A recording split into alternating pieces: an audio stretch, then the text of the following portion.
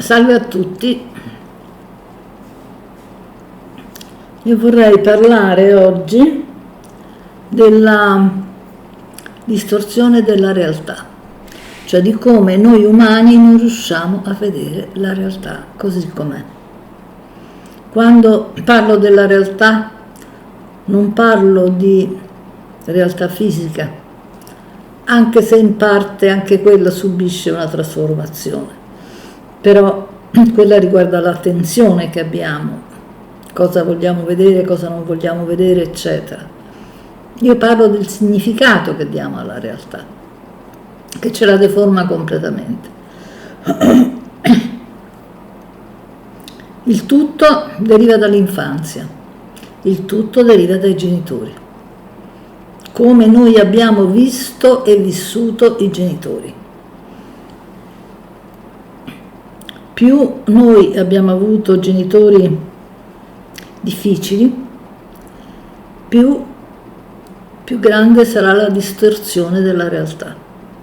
E ora spiego perché. Quando noi subiamo delle avversità, delle avversioni, o dei maltrattamenti, o mancanza di amore o intolleranza da parte dei genitori, noi bambini cancelliamo tutto questo perché non ce la faremmo a sopravvivere. Capite che il bambino è piccolo, è bisognoso di tutto, è affidato totalmente nelle mani dei genitori. Se i genitori non li amano, si sentono in un pericolo estremo, cioè non ce la farebbero a vivere. E allora la nostra mente cosa fa? Cancella tutte le cose più cattive che i genitori ci hanno detto o fatto. E questa è una buona cosa, sono le cosiddette difese che funzionano, ci permettono cioè di crescere, magari male, ma ci fanno crescere. Però accade qualcosa, perché quello che noi non ricordiamo dei genitori lo mettiamo sugli altri. Allora, quella cancellazione sul ricordo dei genitori è chiamata rimozione. Freud, il grande genio, la scoprì e la disse, la denunciò come rimozione: rimuovo qualcosa che c'era lo tolgo. Però di questo resta un ricordo in qualche parte di noi. Soprattutto restano le emozioni legate a quel ricordo. E che fine fanno? Siccome le sentiamo dentro, da qualche parte devono venire, noi le trasferiamo su un'altra persona, sulle altre persone. Quindi, se abbiamo un genitore che non ci tollera, noi penseremo che gli altri non ci tollereranno. E quindi abbiamo difficoltà a stare con gli altri. Naturalmente noi pensiamo che sono gli altri che non ci tollerano, non noi che non tolleriamo gli altri perché ne abbiamo paura. E ne siamo estremamente convinti. Pensiamo che gli altri ci giudichino, che gli altri ci guardano male, che gli altri non piacciamo, e quindi ci comportiamo in un modo anomalo, ci chiudiamo e mettiamo dei respingenti. Noi non ce ne accorgiamo, ma mettiamo dei respingenti, respingiamo gli altri sentono che non ci si può avvicinare a noi.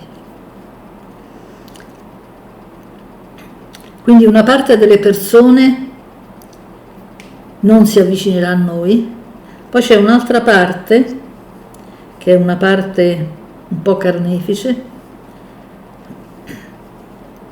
che sente la nostra mancanza di reazione, non la capisce, però la sente, sa che noi non ci ribelleremo e ci bullizza. Tante volte dei ragazzi dicono: perché, ragazzi e ragazze, perché io sono stata bullizzata in classe? Ma prima di tutto perché c'erano i bulli, cioè quelli che volevano scaricare sugli altri quello che i genitori hanno fatto a loro. È una cosa che molti non accettano, ma è sempre così. Noi scarichiamo quello che è stato fatto su di noi. Solo che pure loro hanno cancellato quello che gli è stato fatto, si sono alleati col carnefice, non con il genitore effettivo, col carnefice, con colui che fa soffrire. Io sono quello che fa soffrire, non sono quello che soffre. E si scaricano su quelli che sentono deboli e li sentono bene. Comunque resta il fatto importante che quando noi siamo stati respinti dai nostri genitori, noi distorciamo la visione della realtà, cioè distorciamo la visione degli altri. Noi pensiamo che gli altri, per esempio, ce l'abbiano con noi, che noi siamo antipatici agli altri, che siamo antipatici perché siamo brutti, che siamo antipatici perché non siamo atletici, che siamo antipatici perché non siamo ricchi, che siamo antipatici perché non siamo intellettuali, eccetera, eccetera, eccetera.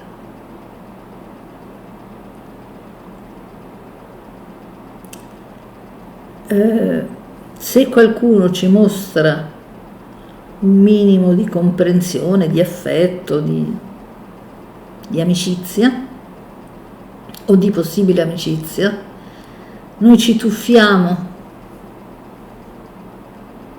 nelle braccia di quella persona aspettandoci un'accoglienza totale. E allora magari gli raccontiamo le nostre paure, i nostri tormenti, e l'altra si rompe, perché noi ci presentiamo come bambini, ci presentiamo all'eventuale partner come un bambino o una bambina bisognoso di protezione, che deve essere rassicurato, a cui si deve dire che lo si ama davvero e che non si amano gli altri, o anzi che gli altri non gli piacciono proprio, il che è assurdo. E allora ci sono quell'assurdità che il soggetto esprime con il partner dicendogli: ma ti piace quella donna? Se è una donna. O ti piace quell'uomo? Quella dice: sì, carino. Ti piace più di me? Perché ti piace? Ma non lo vedi quanto è brutto? Eccetera, eccetera. E l'altra o l'altro capisce che vicino non ha un adulto ma un bambino. E nessuno vuole avere un partner bambino.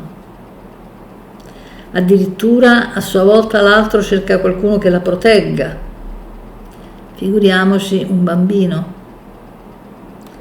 Soprattutto sono le donne che cercano i protettori.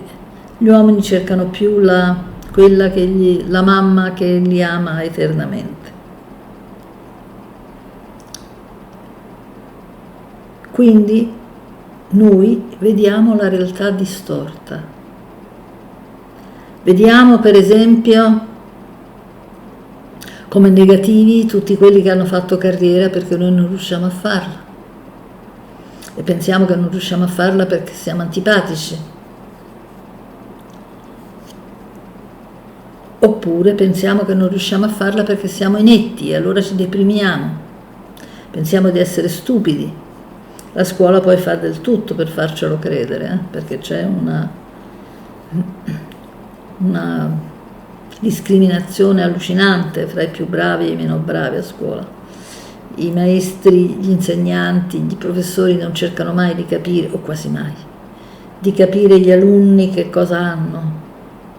Guardano solo se rendono o non rendono, per loro sono delle cose, non delle persone. Noi abbiamo una società che privilegia la produttività, non privilegia la creatività, a meno che non renda soldi. Se la creatività viene trasformata in soldi, allora conta, altrimenti non conta.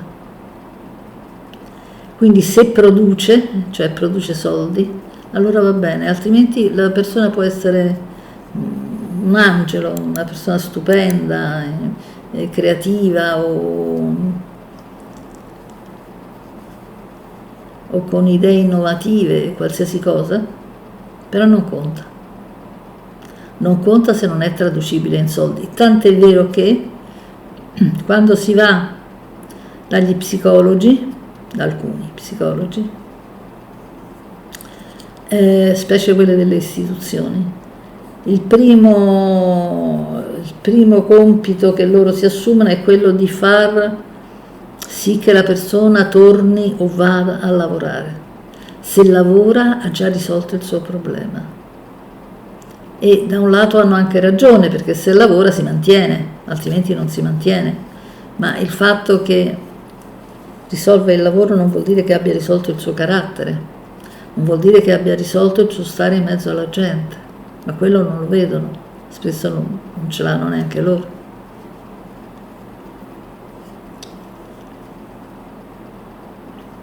E qui c'è il tema della diversità.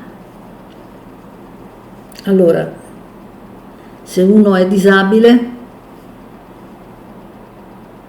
o diversamente abile, come lo truccano, e allora non produce. Se uno è autistico, magari non produce. Poi fa eccezione uno come Einstein, allora sì, quello era autistico, però lì va bene. Lì non si poteva dire niente perché lui produce.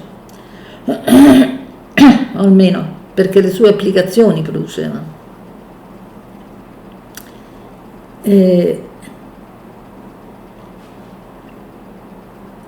Einstein era un tipo che aveva delle idee particolari, no? Si dice che non andasse in realtà a insegnare nelle varie università, per quanto fosse richiesto da tutti, ovviamente, no? Visto il nome che aveva, perché lui andava solo nelle università che accoglievano i neri, nelle università dei soli bianchi non andava, e questo denota una sensibilità che spesso i signori produttivi non hanno.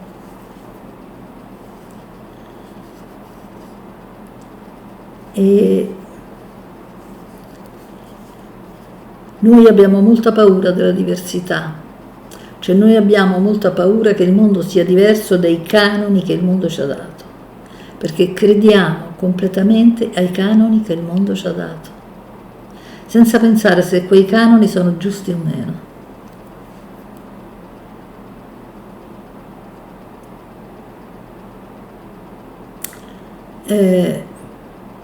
Proprio questa mattina ho letto, naturalmente con beneficio di inventario, non so se è vera o meno la notizia, comunque c'era scritto: ai politici dopo i 60 anni si danno i denti gratis. Perché io ho detto: ma ai politici, quelli che sono pagatissimi, gli diamo la roba gratuita? La cura gratuita dei denti, ma diamola a chi non ha i soldi, no? Diamola ai disoccupati, non so. Dice: ma i disoccupati sono tanti e i politici sono meno. Mi ha risposto uno: che lo diamo in base al numero, allora non lo diamo a nessuno. Come mai una notizia del genere, sempre che sia vera, non ha suscitato l'indignazione dei giornali? Perché dobbiamo andare a reperire le notizie su internet, dai vari giornaletti, notiziari, eccetera? Perché i principali giornali non dicono queste cose? Perché sono pagati dal governo, quindi non sono al di fuori, sono dentro i partiti.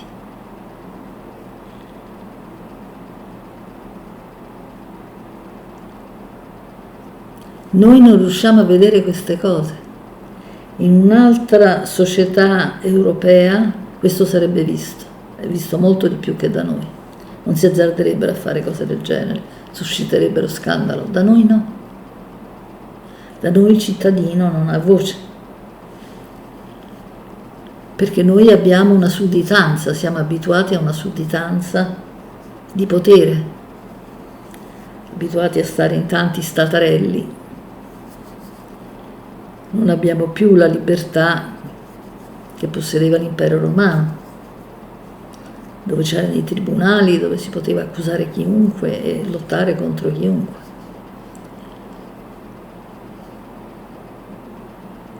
Noi abbiamo accolto questi dogmi che ci hanno dato, a cominciare da quello della religione, dove ci danno un Dio che stermina la popolazione e che ci raccontano che è tanto buono. Cioè quello ha fatto il diluvio universale, però ti ama tanto. Cioè prima era carico di odio e poi si è trasformato e dopo è diventato carico di amore. Perché ogni tanto qualcuno mi dice scopra Dio, signora, perché Dio la ama tanto. E io penso, beh, insomma, se mi ama e ho avuto l'infanzia che ho avuto, tanto buono non era, tanto amata non era. No, no, assolutamente, lui ama. È la stessa cosa che si fa col genitore. Il genitore che non sopporta i figli, lo maltratta, viene visto come un genitore amoroso. Questo capita sempre. Non dico in tutti i casi, però in molti casi sì, e nella maggior parte dei casi sì. Addirittura quando i genitori muoiono, o i mariti o le mogli muoiono, la gente vuole illudersi di aver avuto bravi genitori, e bravi mogli e bravi mariti, per cui diventano santi. Basta leggere le inserzioni, no? I figli affranti, i cognati, i nonni, i nipoti, tutti hanno avuto dei morti bravissimi. Tutto questo amore fra parenti non lo conosciamo. Noi abbiamo la paura dei diversi. Se uno è diverso non va bene, non lo posso mettere nel cassetto del catalogo. La mia mente condizionata non può reagire a quello, non può dire questo sì, questo no. Sapere già tutto, io devo sapere già tutto prima. Per cui devo avere un debito condizionamento che mi renda sicura.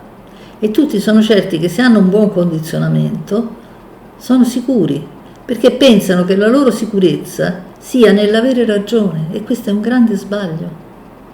Noi non diventiamo sicuri di noi perché pensiamo di avere ragione. Noi diventiamo sicuri di noi perché possiamo permetterci di sbagliare, è completamente diverso.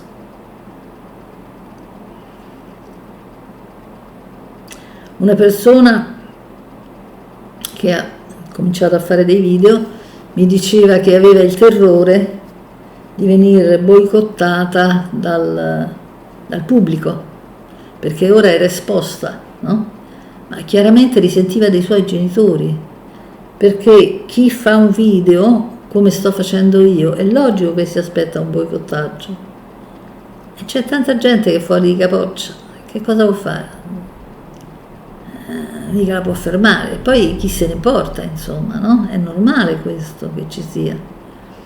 A volte fa anche ridere, insomma, anche un po' buffo, no? A volte, vabbè, ma non conta. E però per quelle persone conta. Conta perché nell'animo c'hanno la figura del genitore ostile. Noi proiettiamo il genitore ostile dappertutto. Lo proiettiamo sull'insegnante, lo proiettiamo sul vicino di casa, lo proiettiamo sull'esaminatore, lo proiettiamo sul datore di lavoro, lo proiettiamo su tutti. E non ci accorgiamo che queste persone sono altrettanto insicure come noi, ma sentono la nostra ostilità, perché proiettandoci il genitore ostile, noi siamo ostili a loro e lo sentono, perché non se lo sanno spiegare, ma lo sentono. Noi sentiamo se una persona ha delle difese, mette delle barriere di fronte a noi oppure no.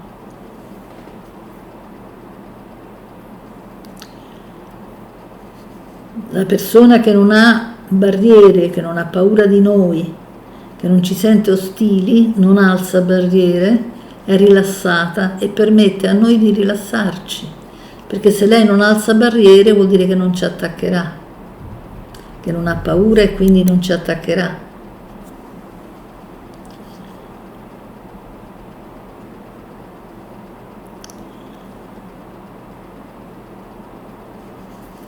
mentre tutte le persone le vediamo in genere ostili.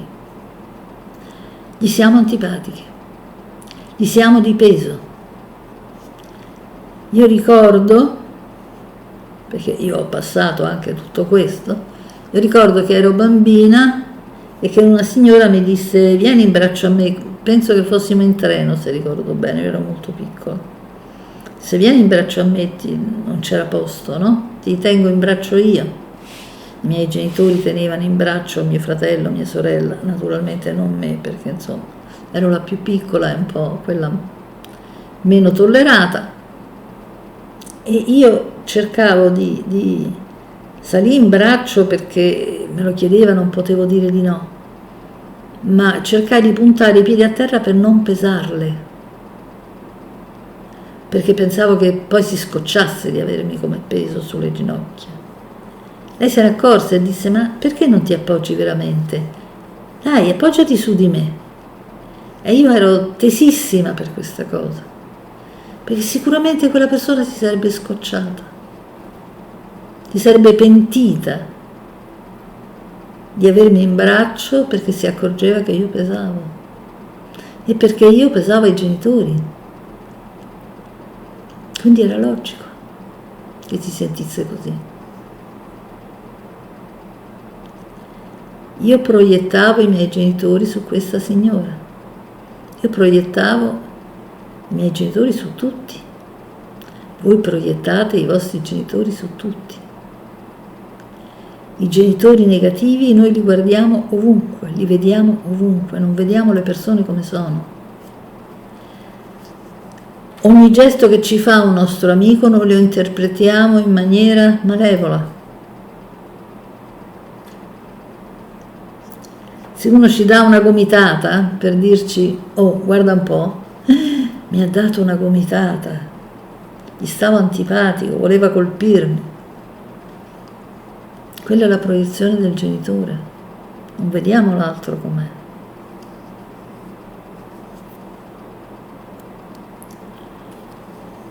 E per essere sicuri di questo, noi rifiutiamo tutte le persone diverse, come per esempio i gay, le lesbiche, come si chiamano, LGBT, eccetera, eccetera. Perché sono diversi. In realtà non danno fastidio a nessuno. Cioè, che uno vada a letto con un maschio o con una femmina, o pensi di essere maschio o femmina, a noi che ci frega. Finché i rapporti sono consenzienti e sono tra adulti vanno bene, no? No, però ci sconvolge, non si capisce perché. Era come quando in Italia fu proposto, caso rarissimo, il referendum, cioè fu accettato il referendum sul divorzio. Un sacco di gente era preoccupatissima e io dicevo: ma che ti frega, se non ti va di divorziare mica sei obbligato a farlo, tu non divorzi, che ti importa? Lascia divorziare chi lo vuole fare. E no, perché si sconvolgeva uno schema. E allora sarebbero successe cose turche, tutti avrebbero divorziato, tutte le famiglie si sarebbero sfasciate e nessuno si chiedeva se quell'assenza di divorzio pesasse sulla pelle di qualcuno, perché in realtà pesava soprattutto sulle donne, visto che c'è la differenza fisica, no, di forza fisica tra l'uomo e la donna. Insomma, che la donna non può liberarsi di un uomo che magari la picchia mi sembra abbastanza grave. Poi, per carità, i maschi dicono: no, ma ci sono donne che comandano e mariti deboli, verissimo, però se uno non ha nemmeno la forza fisica è molto più grave, perché magari si può risvegliare, ma con la forza fisica c'è poco da fare. Se non se ne può andare c'è poco da fare. E però la gente era scandalizzata soprattutto perché cadeva uno schema, perché non era più quello di prima, che fosse giusto o ingiusto aveva poca importanza, lo schema era così e andava rispettato, perché il cambiamento è la caduta di uno schema. La paura del cambiamento che ha spesso la gente è la paura degli schemi che cadono. io cambio casa, oddio, mi cade uno schema, cambio città, mi cade uno schema, cambio paese, non ne parliamo nemmeno. Io devo morire? Sì. Io ho 82 anni, sono entrata nell'83esimo anno. Quanti anni posso campare ancora? Qualcuno. Dipende se sono fortunata, meno fortunata, eccetera, no? Che poi bisogna vedere, insomma, se è una fortuna o una sfortuna, per quelli che mi stanno intorno, intendo. E se io muoio è il più grande cambiamento che succede nella mia vita, no? E tutti sono terrorizzati dalla morte. E non è tanto che io abbia delle idee, anche se delle idee ce l'ho perché ho avuto delle esperienze, ma non è che io sia credente in qualcosa. Benissimo, qualsiasi sia il cambiamento della morte lo accetterò. Andrò in un'altra parte, no, morirai e ti estinguerai per sempre, e andrò nella coscienza collettiva, sempre in una coscienza andrò, perché la coscienza esiste. Chi se ne importa che non sono più Tupini Gabriella? Perché devo essere Tupini Gabriella? Chi se ne frega? Qualcosa di me in qualche modo resterà. Quello che ho, quello di cui ho preso consapevolezza, i sentimenti che provo, in qualche modo resteranno. Io lo so. Le persone che amo non me le può cancellare la morte, e gli altri mi diranno: ma tu che ne sai? Lo so perché lo sento.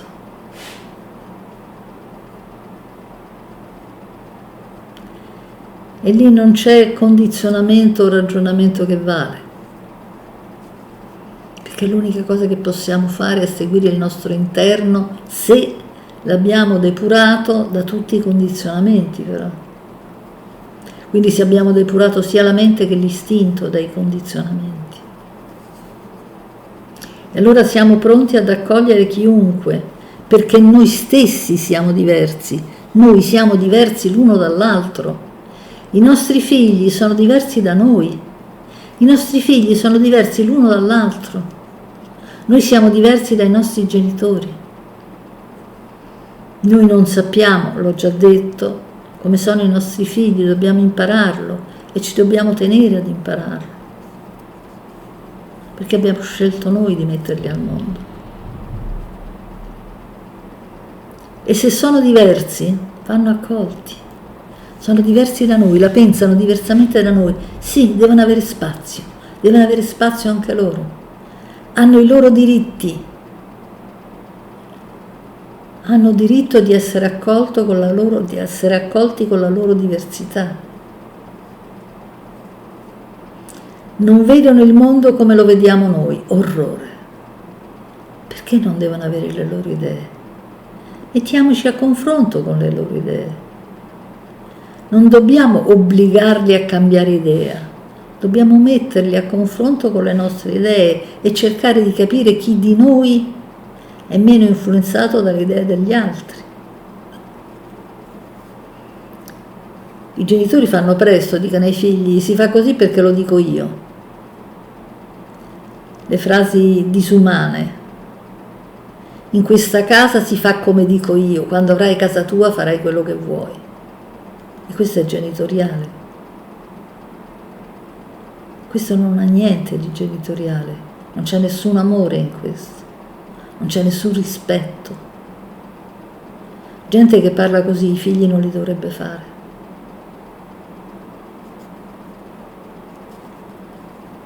Quando noi accettiamo di fare un figlio, vuol dire che la casa è anche loro,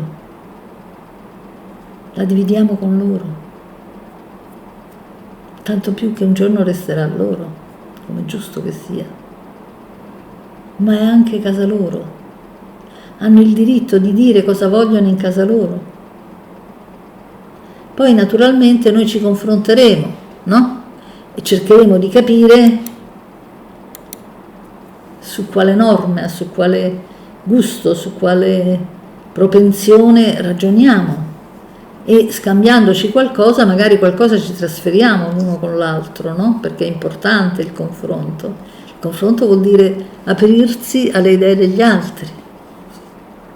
Non è detto che dobbiamo accettarle, però che siamo aperti sì, e forse un minimo possiamo anche accettarne. Il figlio deve poter contestare e alla maggior parte dei figli non si consente di contestare. Fai così perché l'ho detto io e basta. In questo non c'è nessun amore, perché l'amore parte dal rispetto. Se non rispettiamo i figli non li amiamo.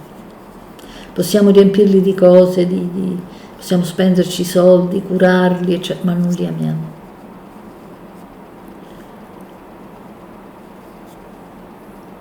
Se non rispettiamo i figli non rispettiamo nessuno. Se non rispettiamo i figli non rispettiamo gli animali. Se non rispettiamo gli animali non rispettiamo i figli. Se non rispettiamo le creature più deboli non rispettiamo nessuno, perché diventiamo seguaci del potere dei forti, e cioè dei genitori. Siamo dalla parte dei genitori e non dei figli. Abbiamo abbracciato il potere e non la vita. Dobbiamo pensare, quando facciamo dei figli, che loro sono la vita che prosegue oltre noi. Io tutto questo che ho, no, se vedete dietro di me io mi diverto a fare queste cose, a curare la casa, a metterci le cose, no? Mi piace, le cose movimentate mi piacciono, ma io questo lo devo lasciare. E va bene, avrò altre cose.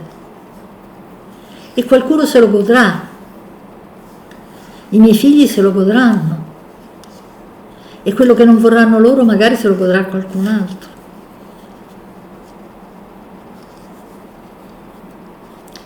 Quando io getto qualcosa nell'immondizia, io cerco di lasciarlo, se è un oggetto, cerco di lasciarlo ben strutturato, magari avvolto, di modo che qualcuno magari se lo può prendere perché gli piace e se ne fa qualcosa.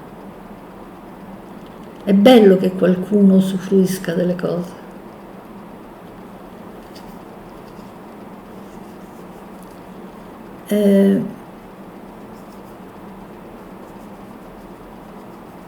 Perché a qualcuno può piacere ed altri può non piacere, e va bene lo stesso, perché non siamo uguali, perché siamo, è bene che lo capiamo, tutti diversi l'uno dall'altro. Noi cerchiamo di omologarci perché non accettiamo di essere diversi uno dall'altro. Noi non vediamo i figli e i figli non vedono i genitori e non vediamo gli altri. Noi non vediamo gli insegnanti e gli insegnanti non vedono gli alunni. Noi non vediamo il mondo com'è. Noi vediamo il mondo secondo l'esperienza che abbiamo avuto con i nostri genitori. E non capiamo gli altri. Non capiamo che intenzioni hanno verso di noi, se vogliono fregarci o vogliono aiutarci. E diciamo che gli altri sono falsi, ma noi non li abbiamo visti, perché dentro noi abbiamo la falsità dei nostri genitori, ovvero noi vediamo falsamente i nostri genitori, non ne abbiamo colpa, però è così che funziona. Noi non abbiamo la visione corretta degli altri. E la cosa più importante per vedere il mondo è vedere gli altri come sono. È vero che è importante vedere gli animali, no? Qualcuno si è affrettato a dirmi che gli animali non sono così intelligenti perché lui lo sa. Ma che sai? Non sappiamo niente. Non li capiamo gli animali. Noi diciamo che una creatura non è intelligente se siamo noi a non capirla. Se viene da noi un alieno e usa dei principi di comunicazione completamente diversi dai nostri, dice che noi siamo stupidi. E magari ci maltratta perché tanto siamo stupidi, non capiamo niente. O magari si nutre di noi perché gli piace la nostra carne. È la stessa cosa. perché noi non capiamo, non vediamo la realtà, la vediamo distorta, vediamo gli animali e le piante come deficienti. Allora quella che vede la pianta intelligente è la solita montata di testa che si illude, eccetera, eccetera. Il fatto è che io non lo penso, l'ho scoperto. E queste cose si possono scoprire. Io non lo pensavo, anche se amavo le piante, però non le consideravo intelligenti, mi piacevano così com'erano. Invece sono intelligenti, hanno la loro intelligenza e gli animali hanno un'intelligenza. E non possiamo paragonarci con l'intelligenza degli altri perché è completamente diversa dalla nostra. Noi crediamo di essere qualcuno, non siamo nessuno come esseri umani e quindi non siamo nessuno neanche come individui. E meno male, così facciamo parte di questo tutto, che non ha mai fine, che si rinnova sempre e che ci dà possibilità di stare sempre meglio e di stare con anime sempre migliori. Se noi acquistiamo consapevolezza, poi andiamo a stare meglio. Come lo sai? Scopritelo, fate cadere i vostri condizionamenti e lo capirete anche voi. Un saluto a tutti.